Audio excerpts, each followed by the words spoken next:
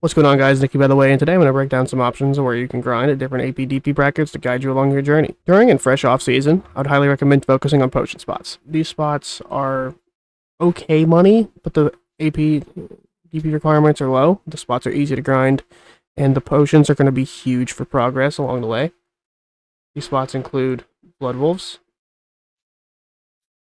American Necropolis, is right here, and Forest Renaros. These three are classified as HP potion spots. They drop pieces of the HP potion, which once combined with the other two that you get from little knowledge quests, like combining items, will create an infinite HP potion. It functions like a XL instant potion, but you don't need to carry a shitload of them. It just weighs 50 pounds and it's infinite uses. The other spots would be Mansion Forest, the Shire of Ruins, which is over here, underneath the Kazarka World Boss. And then Gathering on the Navarran Steppe when you kill the birds. I'd highly recommend grinding places such as trees to drop this Autonomous Element piece instead. You can figure out what else drops that by coming into your Monster Zone info and type in Autonomous under all, and it'll show you every location that drops them. During this time, you're going to want to be saving silver and all of your Caphras that you get, and as you further the gear score, you can start branching out. Once you get your DP to around 360, you can come to, for example, some Serendia Elvia spots. These include Elvia Orc Camp, Elvia Baragi Den, Elvia Swamp Nagas and Swamp Fogans, and if you have a 5-man group, Elvia Castle Ruins. These spots can be pretty decent money, and you can start working on cups for accessories. Small note in post. So, to get into the Elvia locations, you'll need to go into the Elvia realm, accessed by coming up here into the middle top right of your screen, clicking this Elvia button. This can't be done on one servers, for example, Comma 1, Calpheon 1, things like that, as those are typically no war servers, so it's restricted.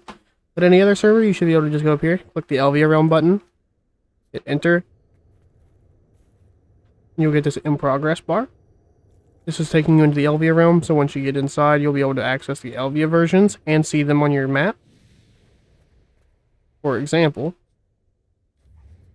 if I now go over to Serendia, you'll see Swamp Nagas is now 240 AP, Orc Camp is 260, Baragi's 220, House of Ruins is 230, and the Calpheon Elvia spots are also showing. Rudum Outstation Elvia is showing, so 260, 250, 250, 280 rather. My apologies. You can even see that Hex is down here at 300.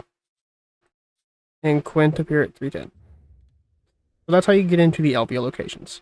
Alright, let's get back to the video. Other good spots for around this time would be Akhman or Hystria. These spots drop the upgraded compass parts, and they also drop Caphras, so they're not completely wasting your time, and they're also somewhat decent money. As you're progressing along, you should be pushing Caphras into your pin boss gear and getting more pins through the Guide to Gloria, as I showed in the previous video. As you're doing this, once you get up to around the 280, 380 mark, the game really starts to open up. You get a lot more places to grind. I'd recommend places like Star's End Pillars, Jade Starlight Forest. You can also try the Calpheon Elvia spots, such as Primal Giant Post, Sonal Camp, and Rudums. Depending on class, you can also start pushing into places such as Lower Gyphon, which drop a really good amount of Caphras, Dust, and a lot of Blackstones, which are great for pushing your guaranteed pin items from Jatina. It is also really good money if you can grind it efficiently, making north of $1 billion an hour. At this point, you're going to be grinding these places for a very long time, but eventually you're going to hit the 301 to 401 brackets. And at this point, you can start grinding places like Owens.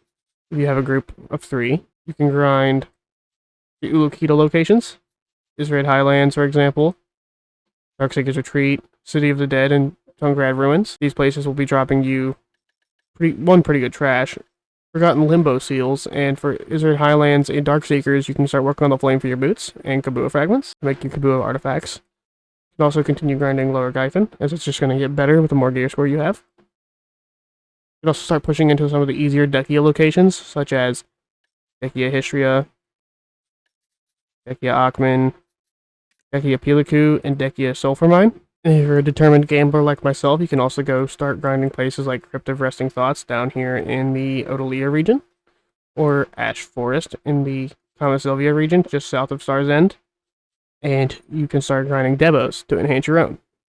Although I wouldn't recommend it, it can be pretty painful, spoken from experience. Some other locations along the way that can be decent if you want to grind them, but aren't going to be top tier, would be things like Sakraya Underwater Ruins. Many of the Valencia locations, such as Basham's, Centaurs, can be really good if you have a really fast class, but not as good as it once was. And Gaha's Bandits. One I really liked during my time was Murlocs Labyrinth.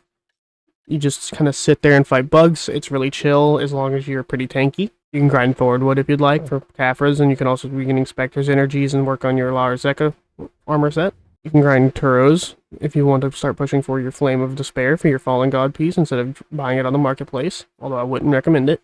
You can also grind Abandoned Monastery if you want to try and get some Dawn earrings to sell, although I wouldn't really recommend it, as people can get a notification once the boss spawns, and then people typically will come and grief your server, and you won't end up getting a drop from it. And all in all, just make sure you're enjoying where you grind. It might not be the most optimal, but the most important part of BDO is having fun. It's a marathon, not a sprint, so there's no need to try and rush your progress. Anyways, that's going to be all for today's video, guys. If you enjoyed, don't forget to drop a like and share the video. Leave a comment down below on what guides you'd like to see from me next, and as always, peace.